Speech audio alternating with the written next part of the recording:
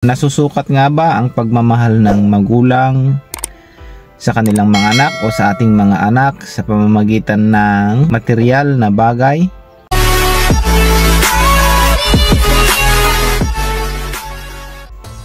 So yun na nga mga kaagapay, welcome back sa ating channel.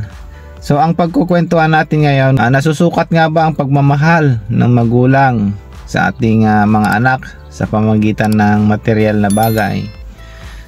So ayun mga kaagapay, naisipan kong pag-usapan ito kasi may mga napapansin ako at naobserbahan dyan na may mga ganyang bagay o pangyayari.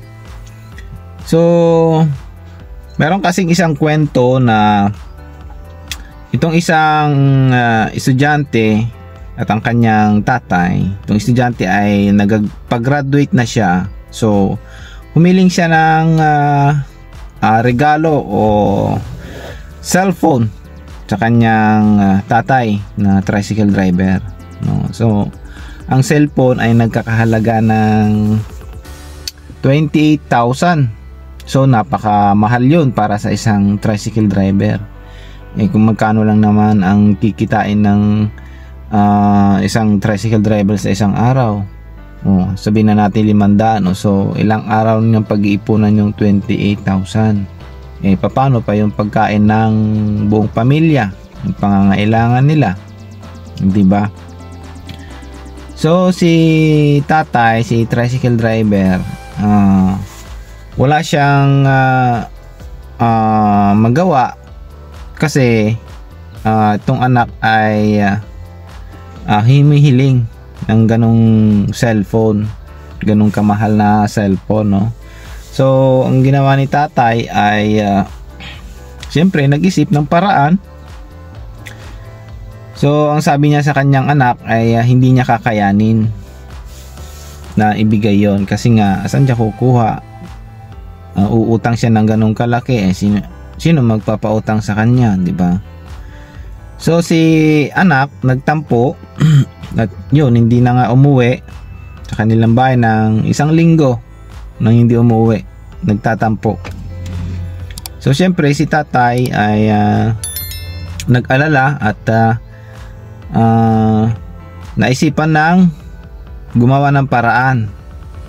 So pumunta dun sa shop kung saan nandun yung cellphone na gusto ng kanyang anak at nakikiusap na ito ay gawing hulugan na lang. So ayun, napagbigyan naman si tatay na maging hulugan na lang yung cellphone na gusto ng kanyang anak. So in short, naibigay yung gusto ng kanyang anak na cellphone na halagang 28,000.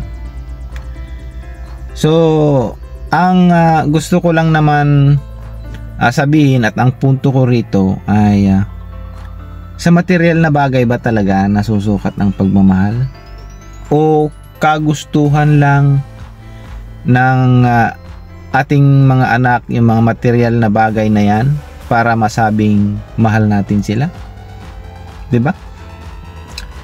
So napakasakit isipin na may mga ganyang pangyayari. So ang akin lang, dapat sa ating mga anak o kayong mga anak, dapat alam nyo yung limitasyon ninyo. Alam mo naman na hindi kakayanin ng inyong mga magulang nung tatay na ibigay yung mga bagay na yan, mga material na bagay na yan. Bakit nyo papipilitin? Diba? Nag-aaral pa lang although magtatapos na, pero yun ba talaga ang way para masabing mahal ka ng magulang mo? Hindi ba pwedeng makapaghintay yung mga material na bagay na yan? So kung may ginagamit ka pa namang cellphone, okay pa naman, hindi naman sira.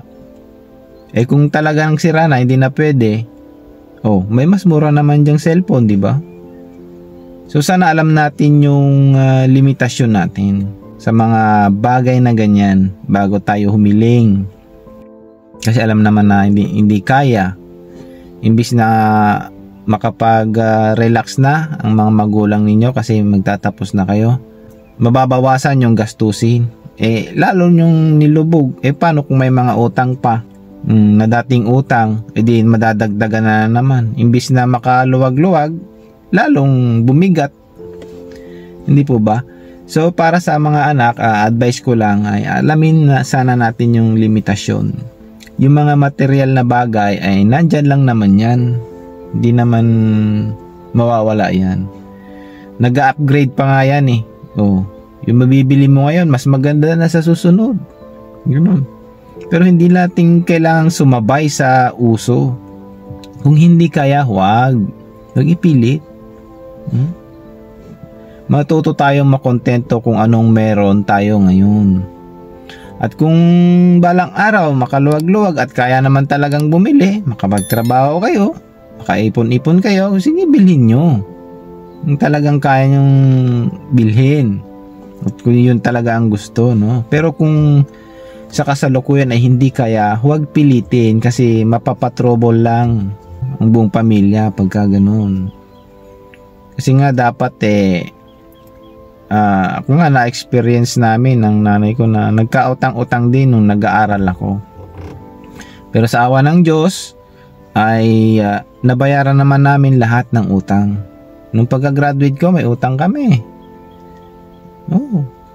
So sa awa ng Diyos nakahanap naman ako agad ng trabaho, so nabayaran namin ng maaga yung aming utang. So yan, nung nagtatrabaho na ako, nakabili na ako ng sarili kong cellphone, hindi ko na hiniling yun sa magulang ko.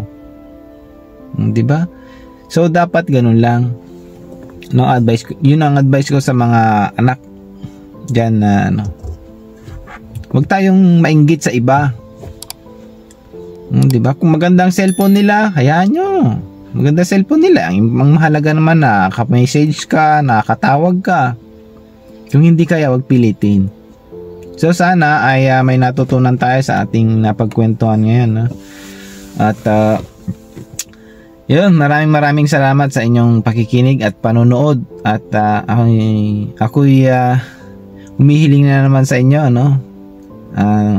sana isuportahan nyo ang ating channel at paki-subscribe at paki-pindot na rin po yung notification bell.